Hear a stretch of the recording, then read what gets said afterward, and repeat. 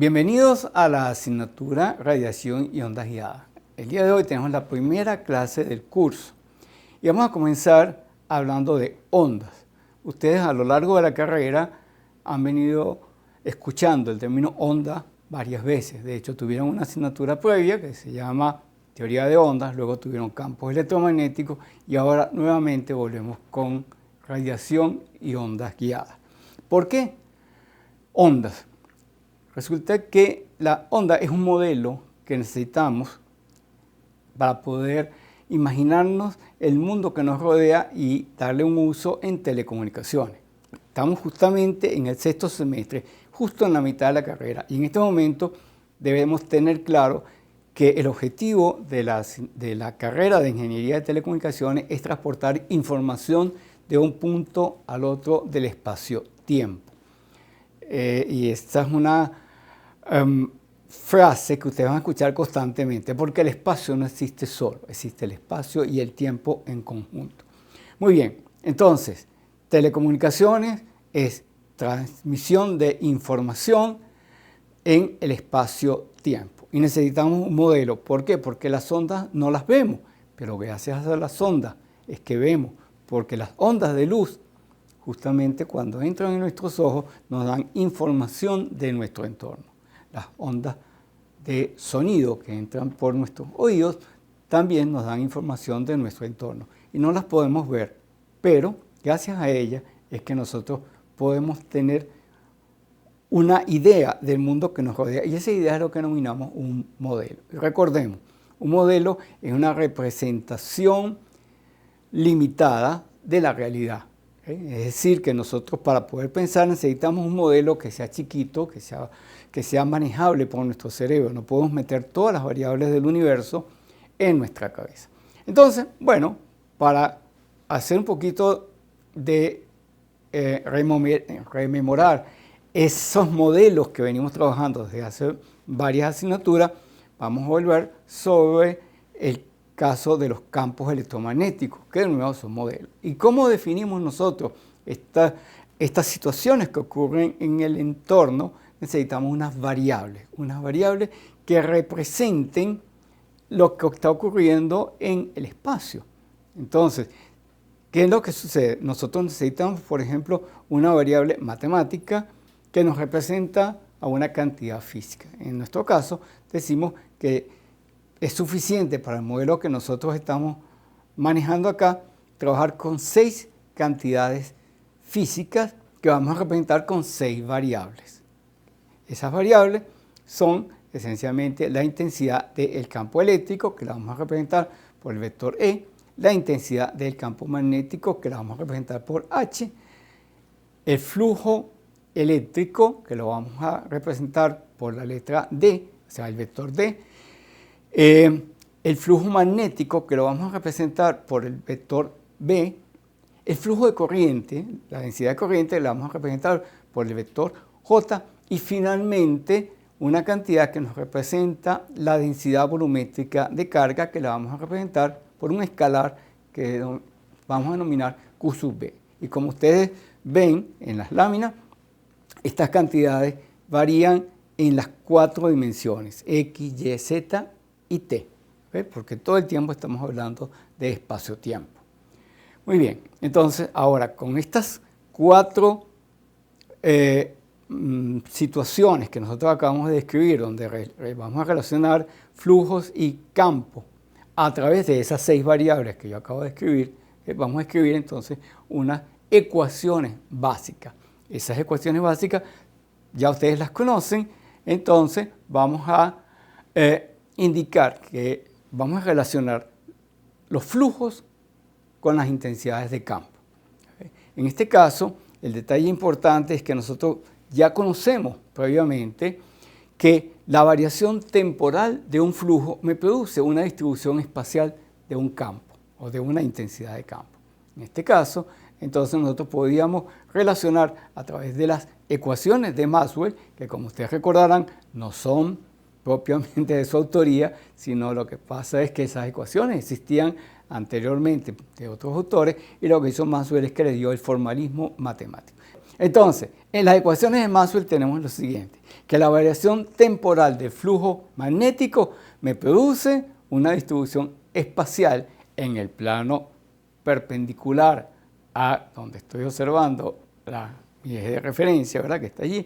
Entonces, el rotor de E es la distribución lateral del campo eléctrico, es debido a la variación temporal del flujo magnético.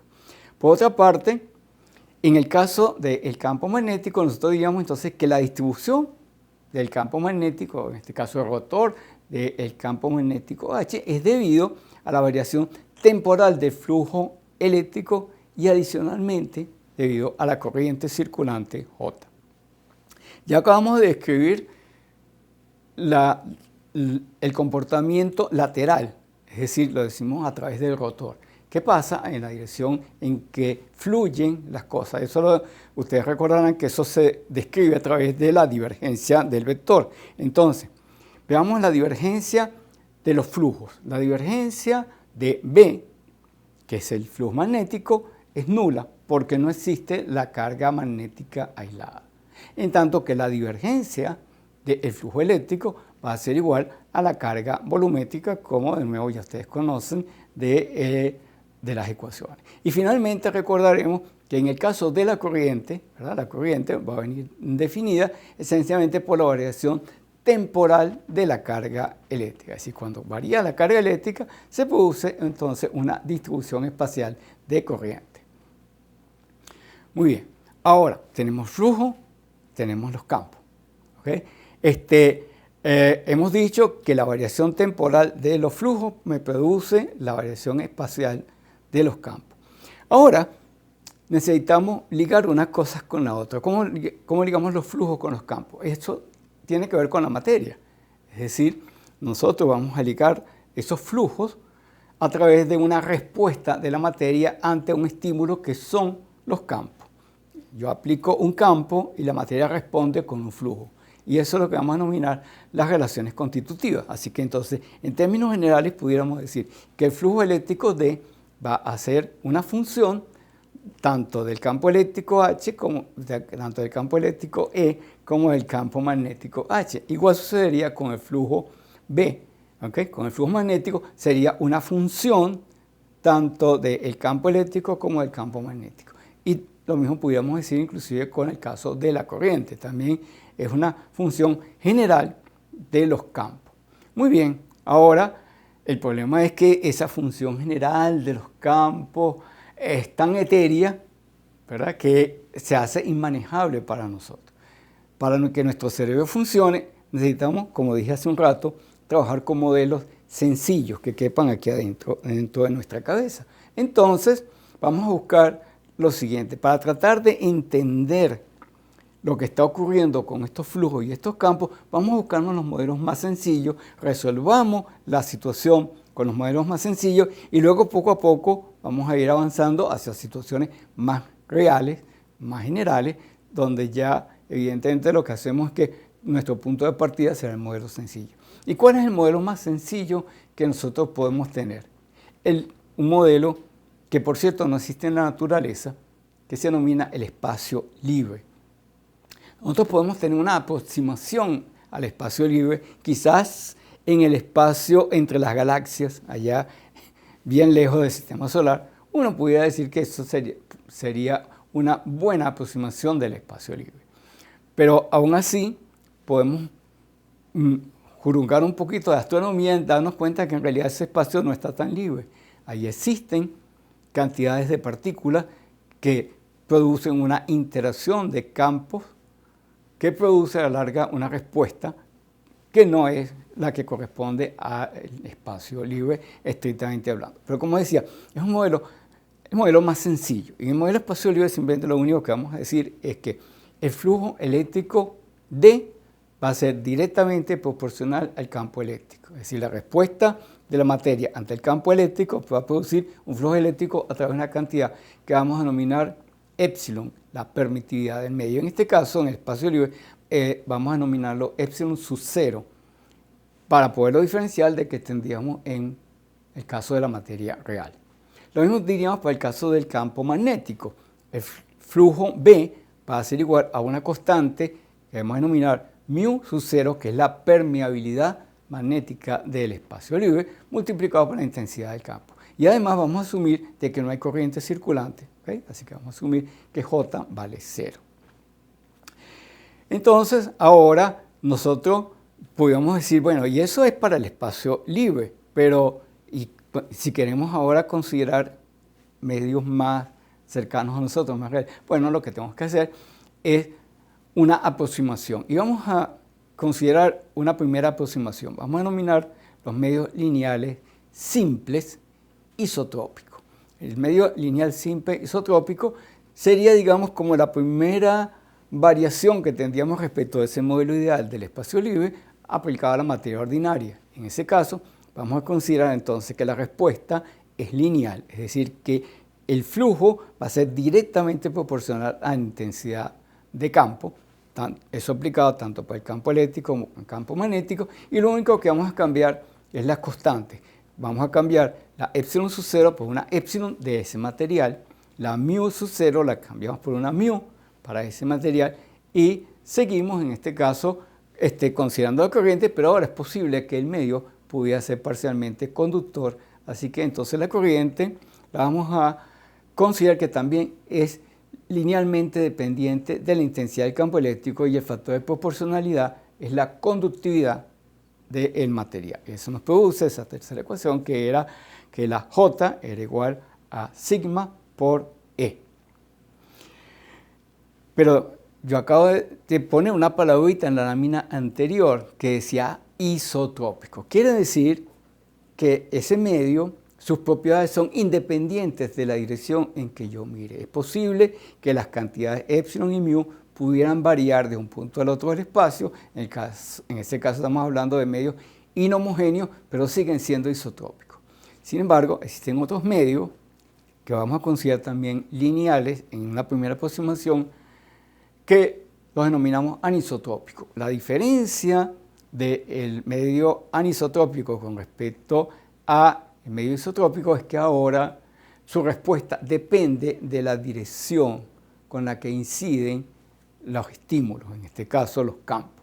Así que entonces ya no será posible definir que el flujo eléctrico, por ejemplo, sea simplemente igual a epsilon por la intensidad del campo eléctrico, porque ahora sucede que el campo eléctrico y el flujo eléctrico no van a estar alineados. Entonces, el factor de proporcionalidad tiene que tomar en cuenta el cambio de dirección y eso lo hacemos a través de una cantidad que denominamos un tensor. De hecho, es un tensor cartesiano de segunda clase. Así que entonces ahora nuestra epsilon ya no es tal, sino que tiene un símbolo como si fuera una matriz.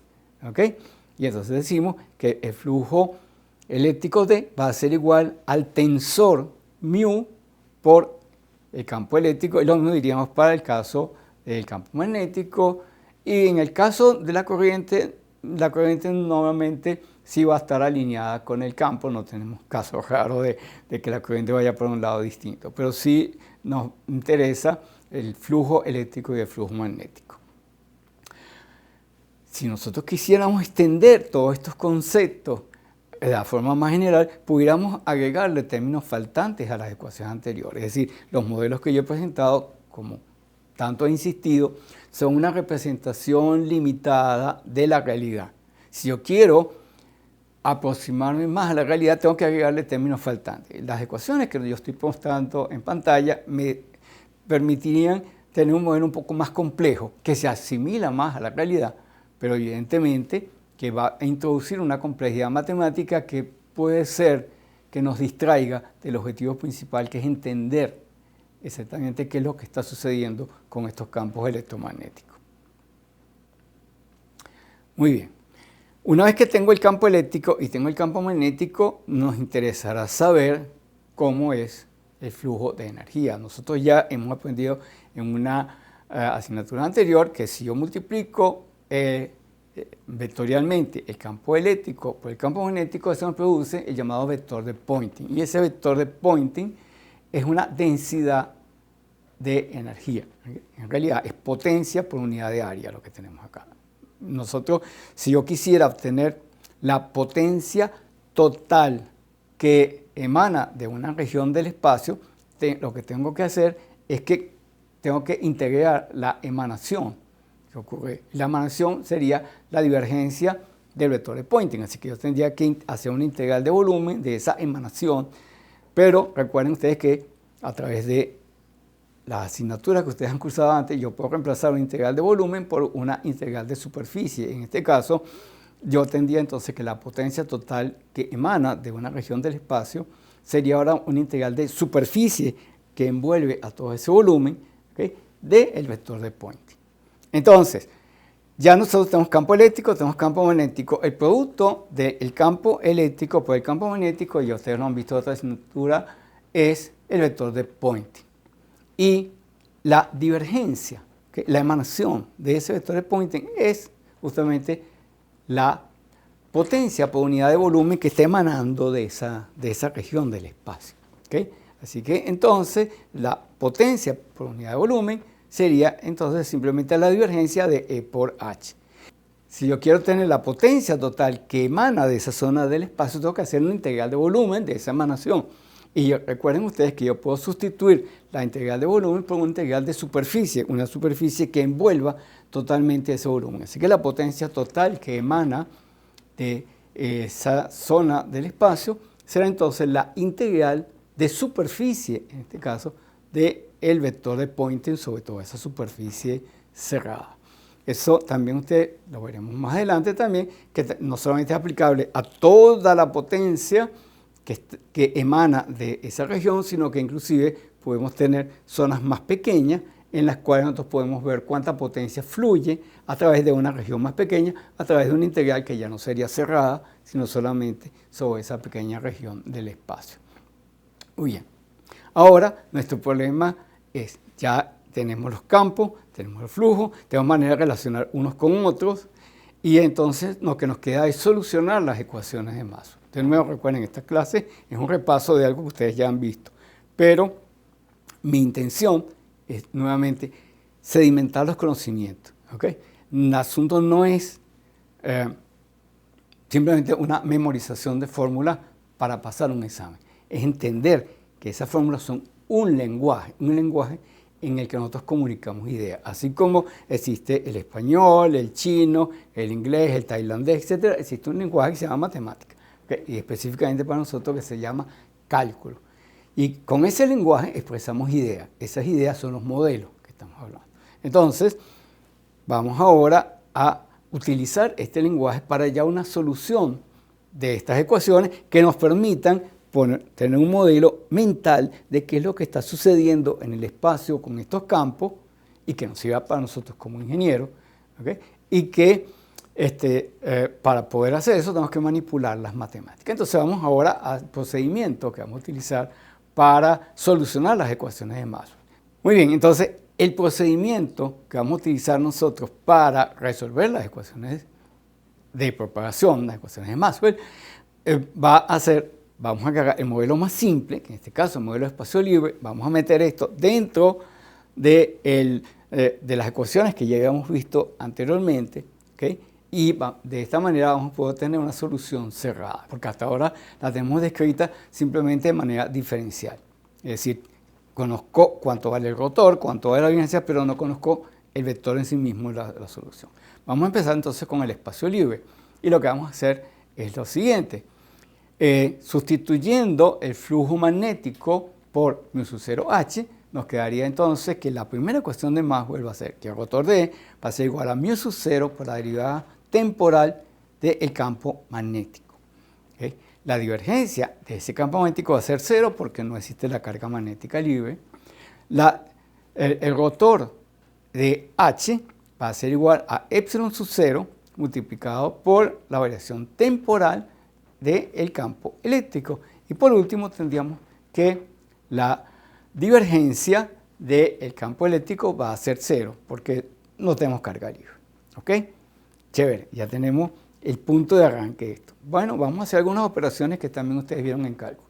Ya tenemos las expresiones de rotor y la divergencia del campo eléctrico y el campo magnético, ¿okay?, que nos vienen de las ecuaciones de Maxwell. El problema es que ahora yo quiero tener una sola variable. Tengo que relacionar los campos eléctricos y magnéticos.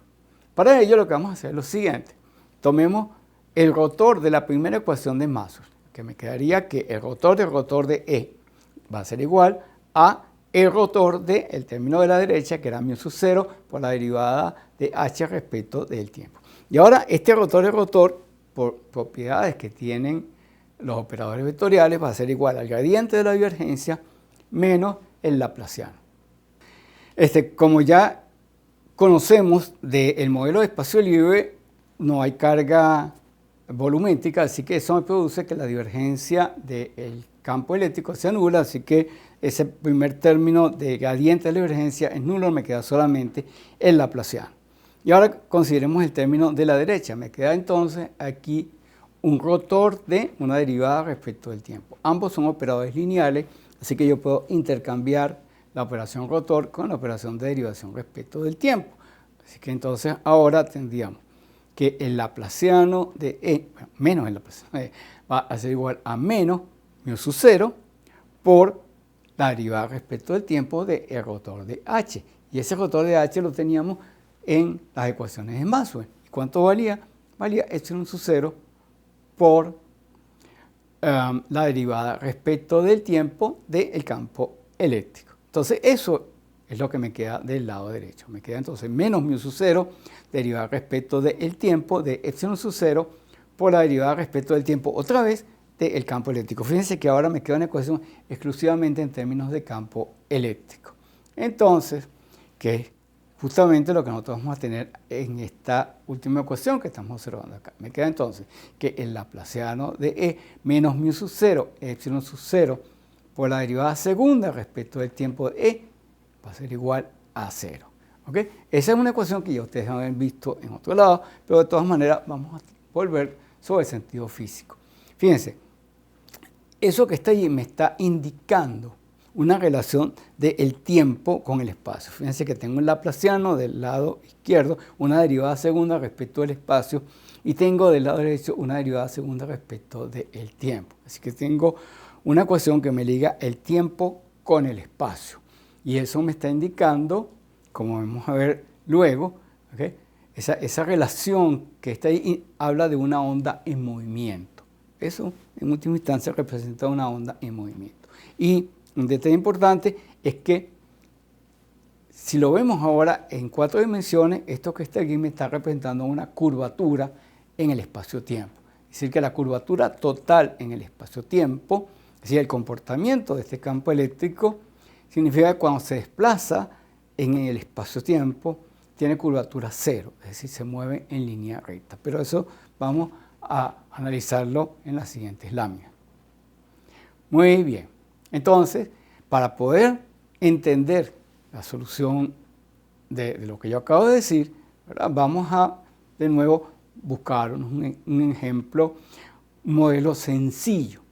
Ya nosotros consideramos un modelo sencillo para el espacio, pero ahora yo necesito simplificar aún más las cosas para poder tener una solución cerrada que yo pueda interpretar y luego, de nuevo, una vez que tenga la solución sencilla, me devuelvo para tratar de tener una interpretación en una escala más grande. Tenemos una ecuación, pero es una ecuación en 4 dimensiones.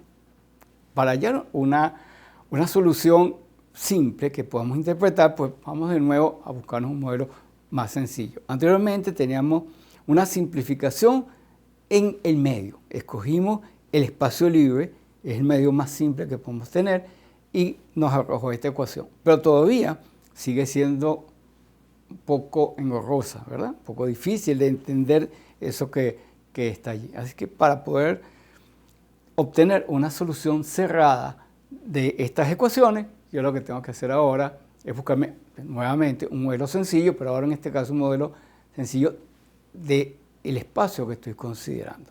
Ese modelo sencillo lo vamos a denominar onda plana infinita. ¿Por qué? Porque lo que vamos a hacer es que vamos a ubicarnos un plano que tenga una extensión infinita en todas direcciones, arriba, abajo, izquierda, derecha, ¿verdad? De manera que en ese plano podamos definir el campo eléctrico con un valor constante en magnitud y dirección a todo lo largo del plano, pero que permitamos que pueda moverse en la dirección perpendicular al plano. Como ustedes van a ver, eso me produce una reducción de la complejidad del problema de 4 dimensiones a 2 dimensiones. ¿Okay? Entonces, ahora, ¿qué es lo que vamos a hacer nosotros? Bueno, la primera cosa lo acabo de decir. Vamos a suponer que en ese modelo que estoy poniendo acá, el campo eléctrico varíe única y exclusivamente en una dimensión espacial y además la dirección temporal. ¿Okay? Así que la primera parte que nosotros tendríamos de esta ecuación me diría que el campo eléctrico de X, Y, Z, T ahora va a ser única y exclusivamente un campo eléctrico de Z, T. Es decir, ya no depende ni de X ni de Y. Hemos reducido la complejidad del problema de 4 a 2 dimensiones. Y por último, otra de las cosas que nosotros vamos a hacer es que ese vector E, lo vamos a decir que vamos a representarlo por un escalar que representa la magnitud del campo multiplicado por un vector unitario en el plano transversal que vamos a denominarlo T.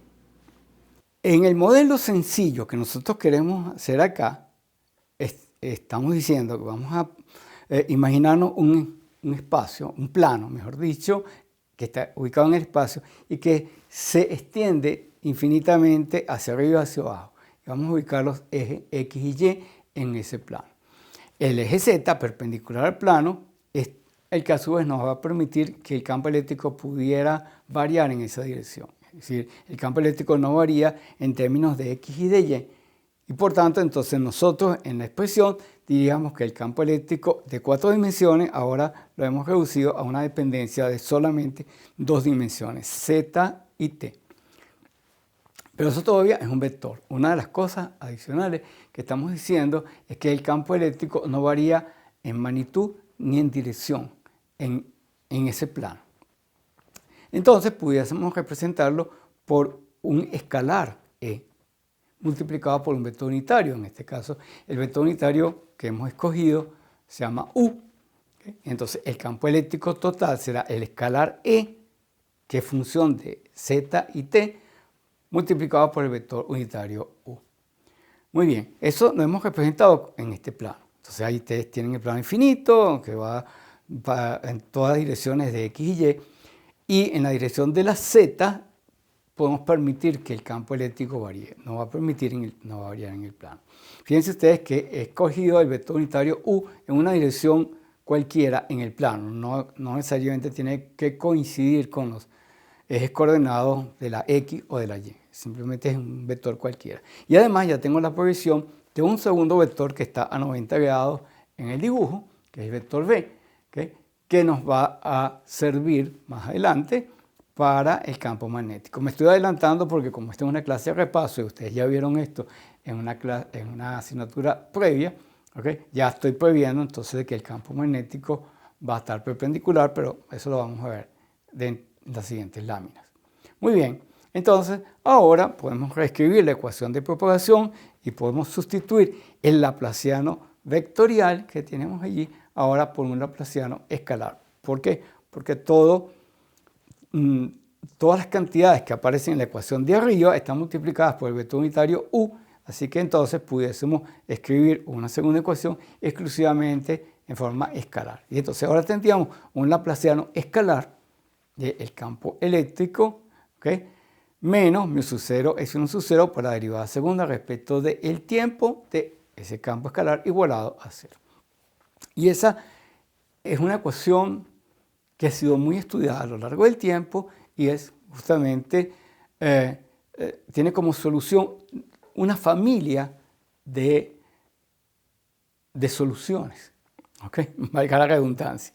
Entonces nosotros tendríamos que esa ecuación que tenemos allí, ¿ok?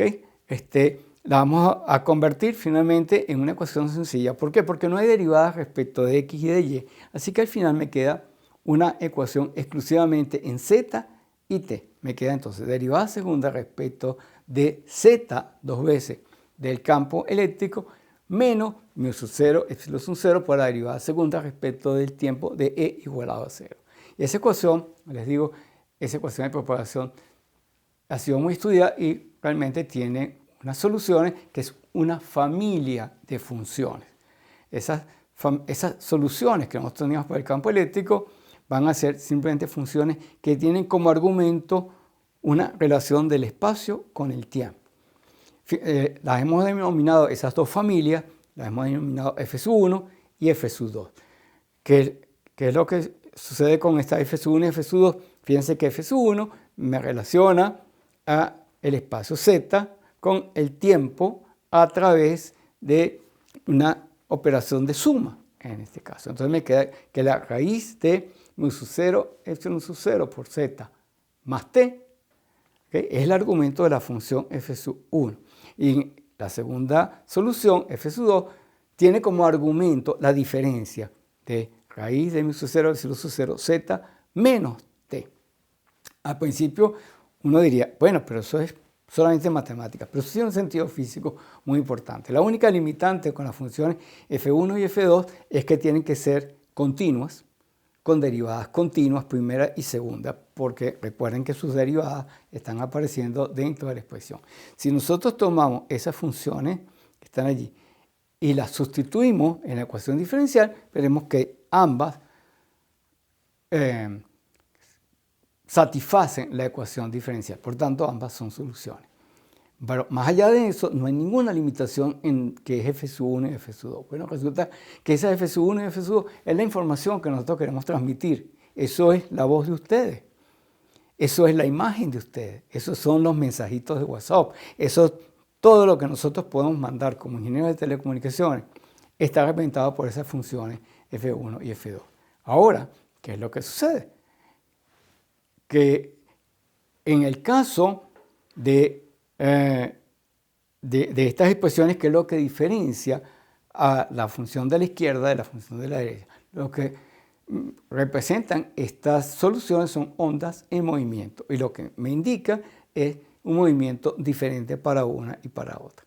Como lo más común para nosotros va a ser trabajar con ondas que se mueven en la dirección positiva de las z, que vamos a denominar ondas progresivas, vamos a estudiarlas con un poquito más de detalle y entendiendo de que ahora la solución regresiva es la que correspondería a una onda que se mueve en la dirección opuesta. ¿Cuál es la que se mueve en la dirección positiva de la z? La función de la derecha, la función f sub 2. La función f sub 2 es la que es la onda progresiva, la f sub 1 es la onda regresiva. Para nosotros entender esto, tenemos que entender lo siguiente, que si el argumento de la función es constante, entonces yo tengo como una fotografía de ella, una fotografía en el espacio-tiempo.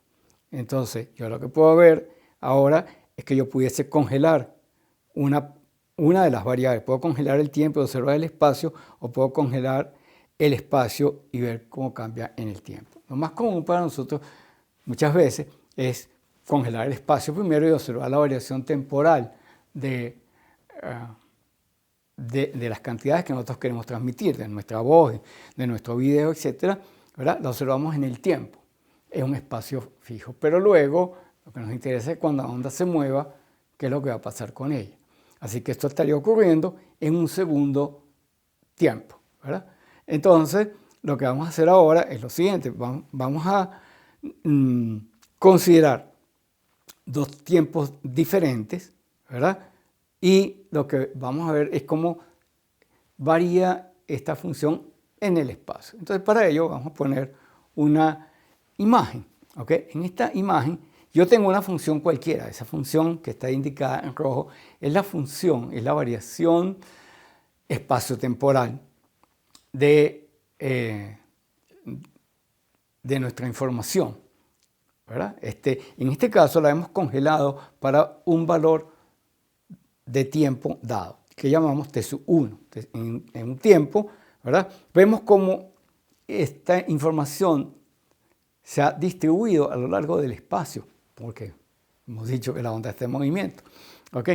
Y un cierto tiempo más tarde vamos a volver a tomar otra fotografía de esto, cómo varía la información en el espacio. Entonces vamos a ver que un cierto tiempo más tarde esa imagen aparece desplazada hacia la derecha. Es decir, a medida que el tiempo se incrementa, la onda se va desplazando en la dirección positiva de la z. Por eso es que decimos que esa es la onda progresiva. que se mueve hacia adelante.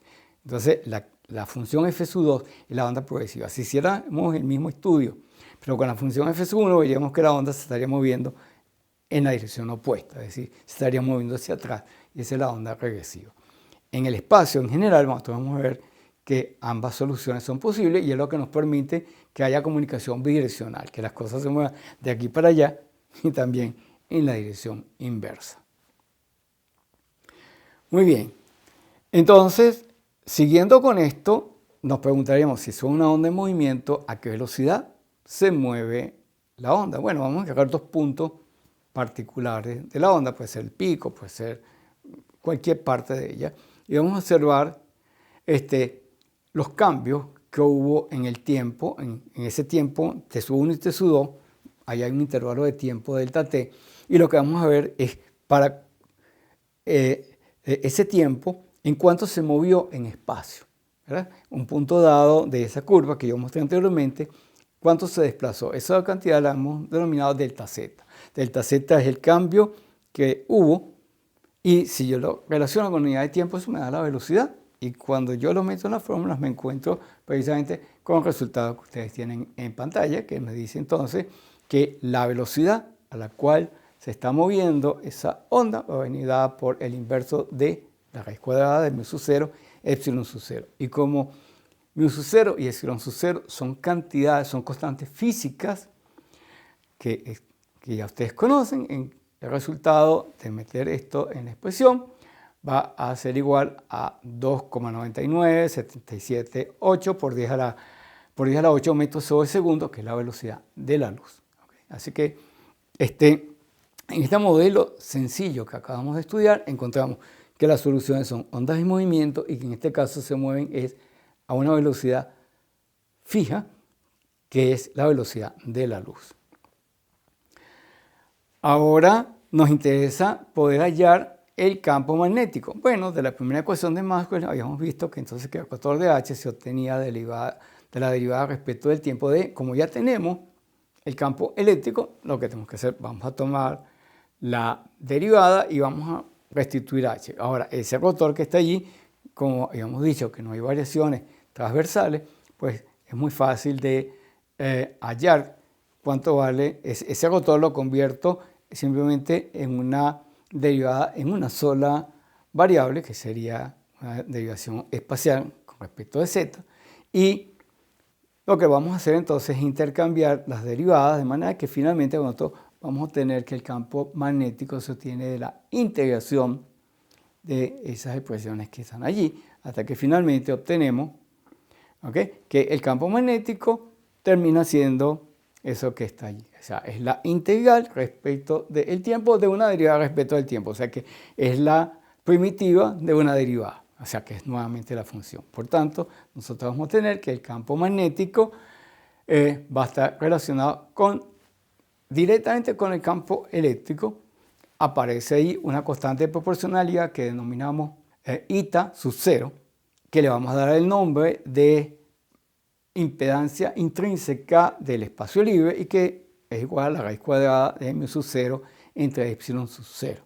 Pero la otra cosa importante que ustedes pueden ver en la fórmula es que el campo magnético está a 90 grados del campo eléctrico. Cuando hicimos la operación de rotor, nos encontramos que dio el producto cruz cuando tomamos por el vector unitario K, que es el vector unitario en la dirección de las Z. Entonces, el producto de K por U, que recuerden, U era el vector unitario que me definía el campo eléctrico, me produce una dirección que está a 90 grados de los dos, que es la que es el vector B, que yo había puesto en el dibujo de las láminas anteriores. ¿Ok? Bien, entonces, finalmente, pues una vez que ya yo tengo el campo eléctrico acá, pues puedo hallar el vector de Poynting, puedo hallar la potencia, ¿okay?, por la integración, así que no me voy a detener mucho en esta lámina porque es simplemente un repaso y vamos a ver ahora las conclusiones. Bueno, las conclusiones es, la onda se mueve. El campo eléctrico y el campo magnético están relacionados a través de una constante que denominamos la impedancia intrínseca del medio. Y esa Otra cosa que también vimos es que los campos eléctricos y magnéticos están a 90 grados entre sí. Así que un detalle importante es que el campo eléctrico, el campo magnético y la dirección de propagación forman una tríada. ¿Okay? Esa tríada entonces nos indica lo que vamos a denominar como un modo transversal electromagnético. El campo eléctrico y el campo magnético a 90 grados entre sí con respecto a la dirección de propagación. Muy bien, ahora, ¿qué queremos hacer? Si yo, en lugar de considerar el caso del espacio libre, considero medio lineal simple dieléctrico. Bueno, es simplemente cambiemos las epsilon sub 0 y mu sub 0 por epsilon y mu de ese medio. Y no tengo que volver a hacer mayor cosa. O sea, si lo meto en las ecuaciones, obtengo la misma ecuación de propagación, es decir, laplaciano de E menos mu epsilon, fíjense que ya no es mu sub 0 ni epsilon sub 0, sino mu epsilon por la derivada de E respecto al tiempo dos veces igualado a 0. Y de nuevo, entonces, la solución, igual que antes, el campo eléctrico y campo magnético perpendiculares entre sí y a la dirección de propagación, y con el mismo sentido que dijimos onda progresiva y onda regresiva.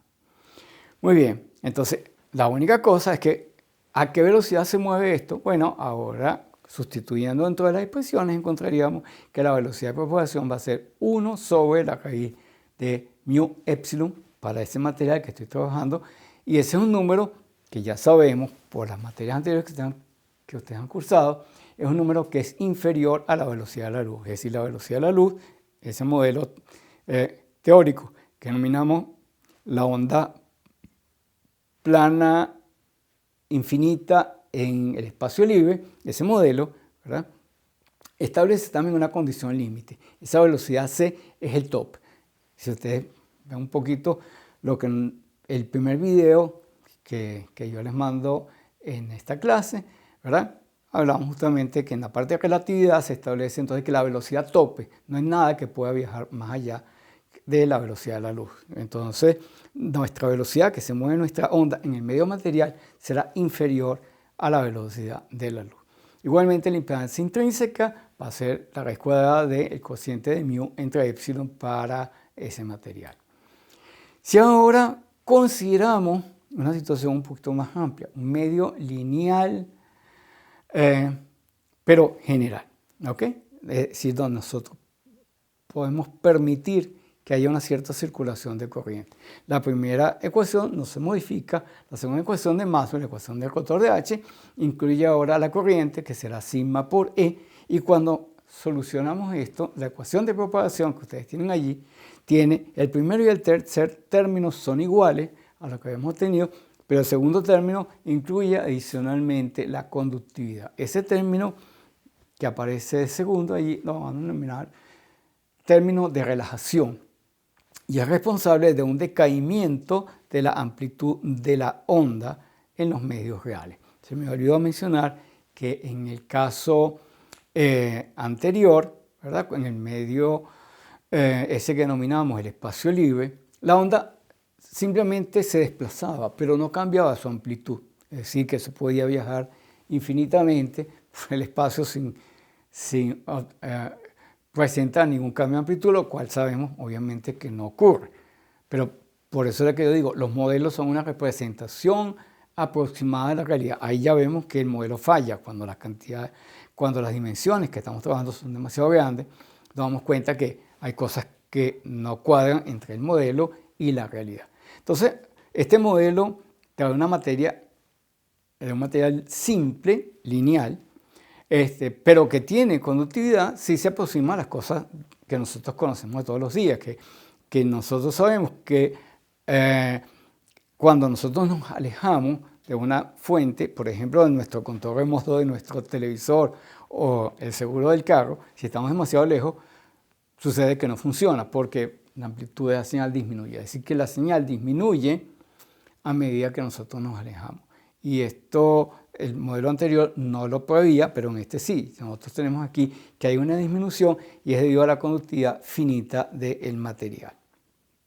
Ok, Bueno, aquí más o menos les he escrito algunas de estas conclusiones, estas consideraciones. En la siguiente parte de la materia, o sea, en la clase siguiente, en la clase número 2, vamos a considerar ahora otros modelos. ¿Por qué? Porque, de nuevo, buscamos un modelo simple, un modelo sencillo, el modelo de espacio libre. Ese modelo, ¿okay?, nos da una primera conclusión. Tenemos ondas en movimiento. Relación desde el campo eléctrico y campo magnético a 90 grados, uno respecto del otro y respecto de la dirección de propagación. Pero encontramos que hay limitaciones en el modelo. En la siguiente clase nos vamos a enfocar entonces en un modelo distinto. Ahora vamos a ver, en lugar de considerar un espacio infinitamente grande hacia los lados, vamos a considerar algo que sea infinitamente pequeño. Y eso es lo que vamos a denominar teoría de rayos, y eso es la próxima clase. Hasta aquí.